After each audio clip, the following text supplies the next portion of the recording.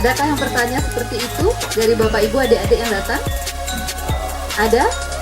Iya. Ini kita menyelenggarakan sebuah deklarasi garis. Boleh saya tahu? Ada yang tahu kepanjangan garis?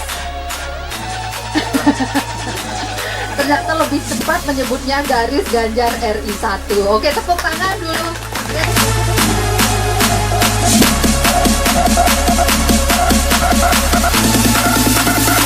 Sehingga kita laksanakan hari ini dalam bentuk tayangan tunda. Kita akan membuat video khusus dari Bali.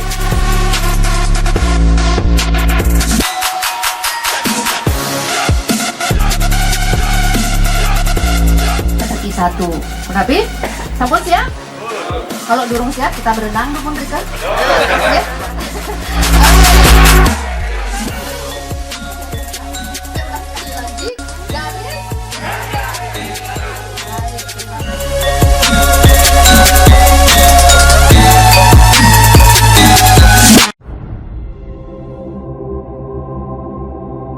Ladies and gentlemen, you ready?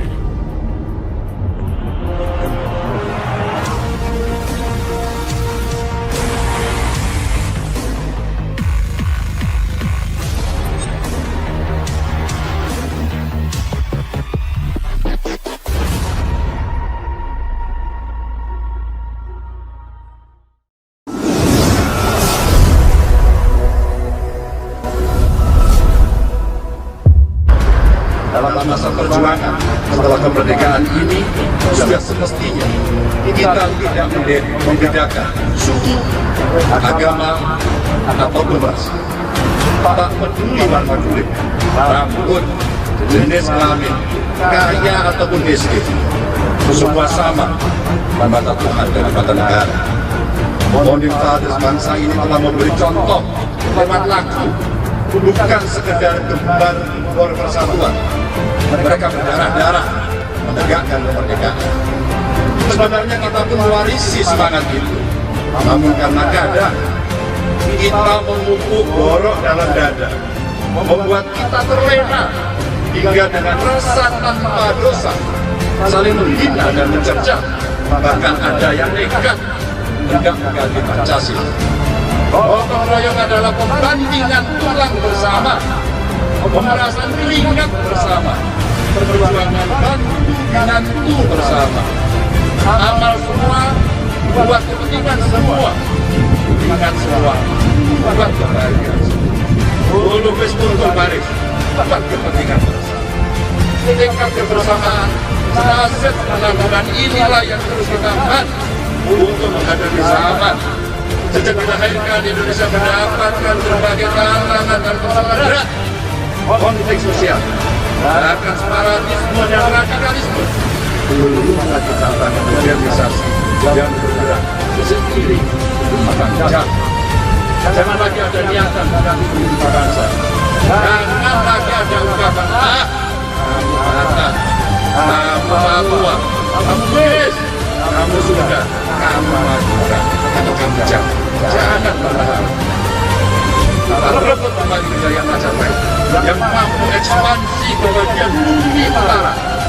Anak-anak kita harus jadi arus besar perubahan yang meluncur ke utara, ke seluruh bagian penjuru dunia. Sejarah telah mengikat kuat kita. Perasaan senasib sepenanggungan telah menyatukan kita. Pancasila telah mendasari kita sebagai bangsa dan negara besar. Yakinlah, kemenangan bangsa ini tak lama lagi. Indonesia akan berjaya 1000 pintu lamanya, bahkan lebih. Merdeka!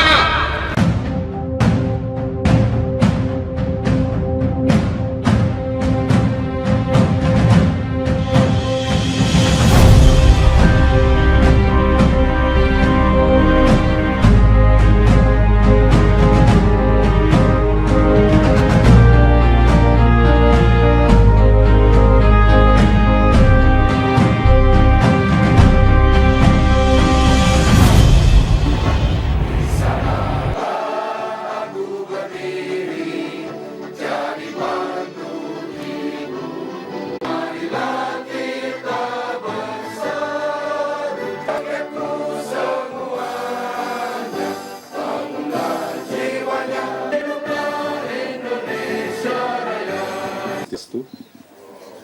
Assalamualaikum warahmatullahi wabarakatuh. Shalom, salam sejahtera. Marilah kita bersama-sama menundukkan kepala sejenak, mengheningkan cipta, berdoa kepada Ide Sang Yang Widiwasa, Tuhan Yang Maha Esa. Di bulan baik ini, di bulan November, kita sama-sama tahu banyak sejarah, rangkaian sejarah di bulan November. Kita mengheningkan cipta,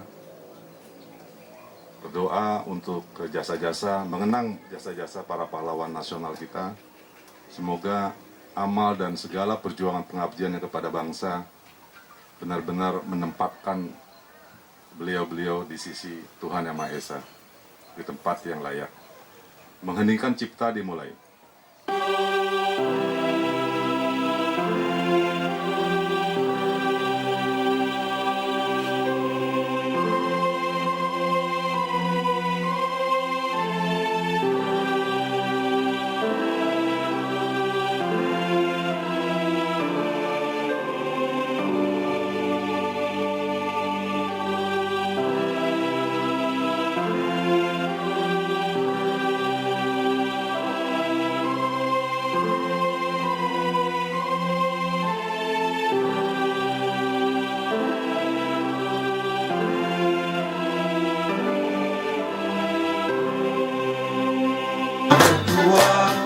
Dan maju bersama untuk masa depan bangsa dan negara.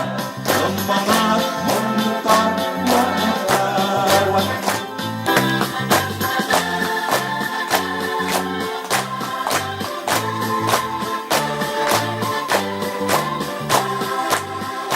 Apa sesungguhnya garis tersebut? Mengadakan pada tanggal 10 November bertepatan dengan Hari Pahlawan. Nah, di kesempatan 10 November ini kan bertepatan dengan Hari Raya Galungan. Jadi kita tidak bisa hadir di sana di Jakarta. Nah, di sini kita deklarasikan garis Bali, di mana garis ini seperti tadi disampaikan sama oleh Bu Panca, garis itu sebenarnya ada dua makna, yaitu garis Garda Relawan Indonesia Semesta. Kedua, garis itu adalah Ganjar RI 1. Jadi sesuai dengan topik kita hari ini adalah Ganjar RI 1. Kenapa kita memilih Ganjar? Saya jelaskan dulu sejarah terbentuknya dari garis. Garis ini terbentuk oleh para aktivis senior, relawan senior yang sudah artinya mengantarkan sosok seorang Jokowi.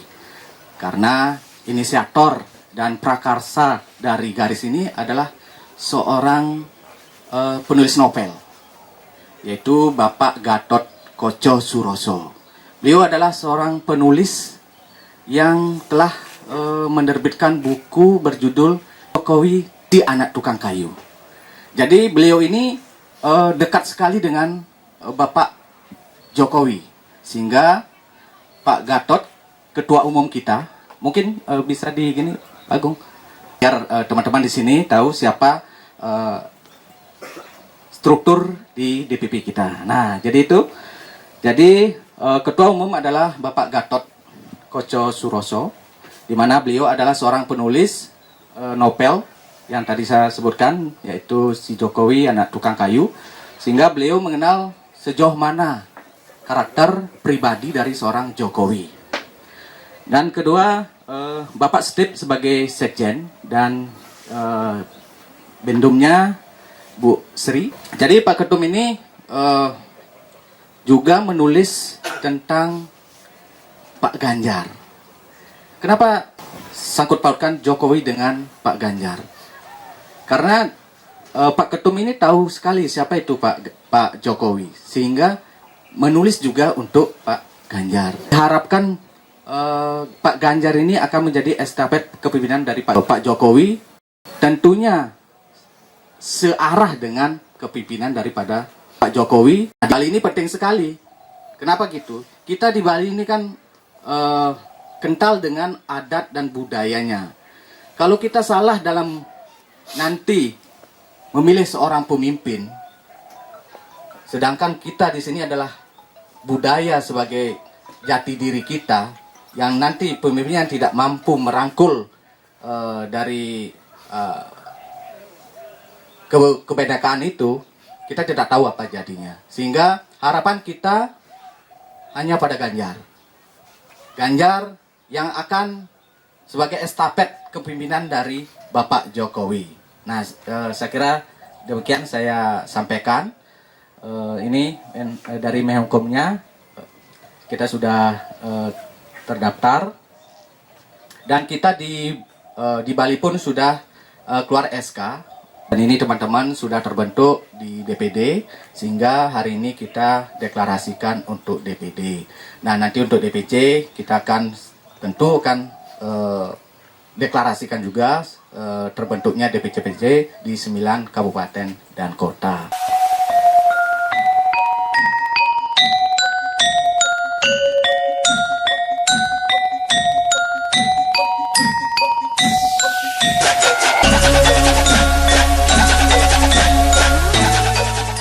Deklarasinya sebenarnya deklarasi untuk garis DPD di Provinsi Bali, bahwa garis sudah terbentuk, SK Menkumham sudah ada di tingkat nasional, di daerah kita sudah ajukan ya, sudah submit ke instansi terkait, sehingga garis ini menjadi satu organisasi relawan yang memang secara legitimate resmi berdiri di nasional maupun khususnya di Provinsi Bali.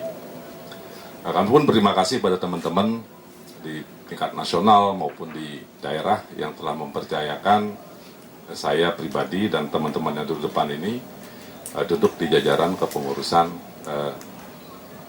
DPD di Provinsi Bali.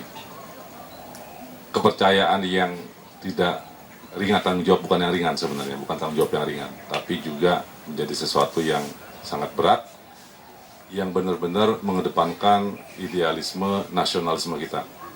Jadi seperti kita tahu, pasca reformasi sudah berkali-kali ganti presiden, dan mungkin kalau kita boleh jujur, saya pribadi secara jujur menyatakan bahwa kalau kita memiliki presiden mungkin 20 atau 30 tahun yang lalu, mungkin Indonesia sudah seperti yang sekarang ya, presiden yang sekarang, Jokowi, mungkin kita sudah setara dengan negara-negara maju di luar sana, di negara-negara barat gitu.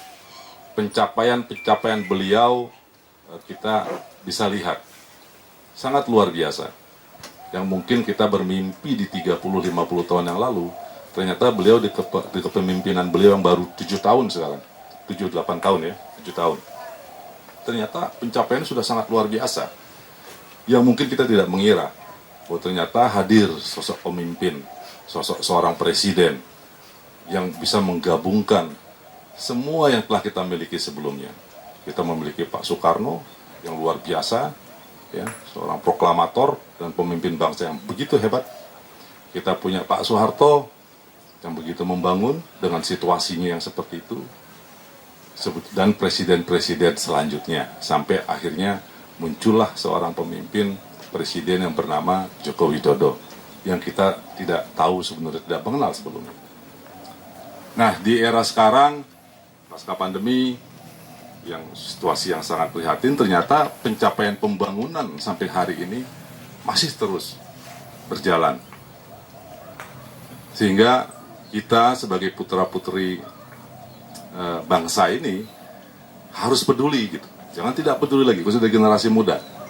Dari generasi muda yang akan nantinya memimpin bangsa dan secara nasional di Indonesia, ini harus mulai berpikir, setelah Jokowi siapa lagi yang bisa melanjutkan pencapaian yang sudah dicapai oleh kinerjanya pemerintahan Joko Widodo atau Pak Jokowi.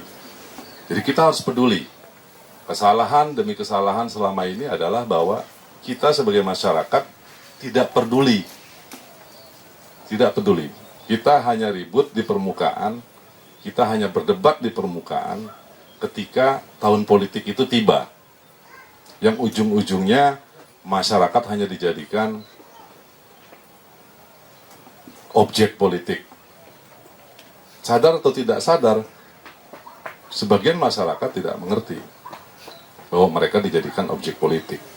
Dari segala tingkatan, mulai dari aparat, di pemerintahan yang tertinggi sampai pemerintahan desa pun sudah hanya dijadikan alat politik saja, hanya jadi objek. Nah, ini saatnya untuk bangkit, untuk menjadi subjek politik, bahwa kitalah pelaku politik, bahwa kita yang menentukan mau dibawa kemana arah bangsa dan negara kita. Skop lebih kecil adalah di daerah kita masing-masing. Dan kesalahan demi kesalahan itu menurut saya sudah cukup. Dengan hadirnya seorang Jokowi harusnya sudah membuka mata kita bahwa generasi muda lah yang harus berperan, bahwa kitalah masyarakat yang harus berperan aktif, bahwa masyarakat tidak boleh apatis lagi, masyarakat tidak boleh pragmatis lagi, bahwa kita sebagai pelaku politik, bahwa kita yang menentukan arah kemajuan atau kemunduran di daerah kita dan lebih luas lagi di negara kita. Jadi kami Garis mengajak seluruh masyarakat dari segala lapisan, segala golongan, dari manapun asalnya, khususnya di daerah Bali ini, untuk bergabung bersama kami di Garda Relawan Indonesia Semesta untuk menyiapkan kader-kader terbaik untuk memimpin bangsa dan negara. Bukan hanya itu saja, juga untuk memimpin Bali ke depannya, untuk memimpin di daerah-daerah kita, sampai ke tingkatan desa, bahwa harus orang-orang baik yang selama ini tertinggal, yang harus kita promosikan, harus kita siapkan untuk memimpin kita dari tingkatan pemerintahan yang paling kecil. Sehingga kita bisa membantu masyarakat dalam mensejahterakan kehidupan masyarakat sampai lapisan yang paling bawah. Kenapa Ganjar? Pasti itu menjadi pertanyaan. Kalau kita baringkan semua tokoh-tokoh yang ada sekarang di tingkat nasional, kita sandingkan semua yang sekarang bermunculan, baik di tingkatan, di survei-survei yang sekarang mulai berseliweran di media-media, kita bisa lihat. Dan bukan itu saja, kita pun tidak boleh hanya termakan dari hasil survei, kan begitu. Tapi kita bisa melihat sosok. Kita harus melihat sosok siapa sih pemimpin kita ke depan ini. Kalau kita puas dengan pencapaian Jokowi sekarang, siapa kira-kira yang akan bisa melanjutkan untuk estafetnya? Kita tidak boleh berdiam diri. Maka sebagai anak bangsa yang terkecil, komponen terkecil di bangsa ini, kami di Garda Relawan Indonesia Semesta Provinsi Bali ingin ikut berjuang untuk sesuatu yang sangat besar untuk negara kesatuan Republik Indonesia. Dan kita harus harus mencari sebuah sosok, menyiapkan sosok seorang tokoh, seorang anak bangsa yang kita yakinkan bisa memimpin Indonesia untuk menuju Indonesia yang lebih gemilang di era yang akan datang.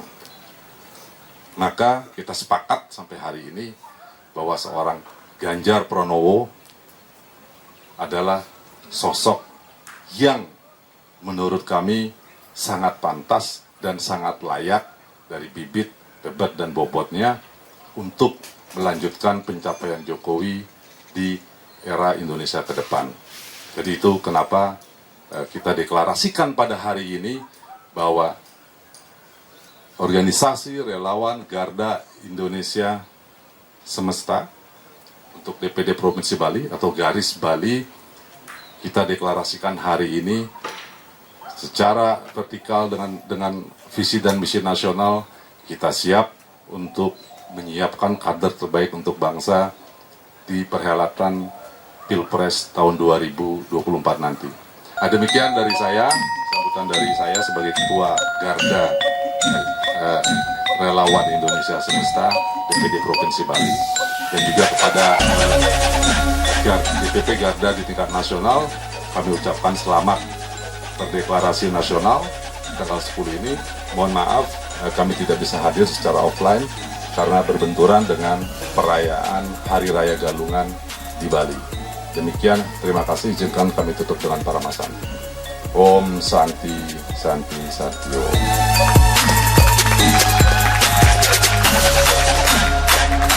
Baik, demikian tadi sambutan dan sekaligus sebagai tanda deklarasi. 3, 2, 1. Garis!